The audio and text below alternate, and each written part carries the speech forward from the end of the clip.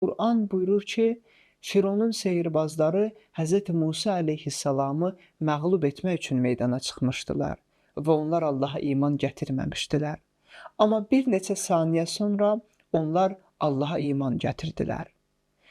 Və yaxud bunun əksi nümunəsi var ki, Quran Bələm Bavra adlı bir alimdən danışır. Adı birbaşa qeyd olunmasa da, onun barəsində Quran Əraf surəsində bildirir ki, o böyük alim olmasına rəğmən onun aqibəti pis oldu və azğın olan insanlardan birinə çevrildi.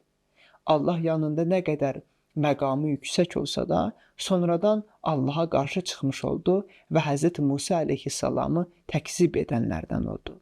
Bu nümunələr onu bizə xəbər verir ki, biz aqibətimizi bilmirik. Buna görə də heç bir zaman özümüzdən arxayın ola bilmərik. Bizi xilas edən Allahın bizə lütfü, rəhməti və inayətidir.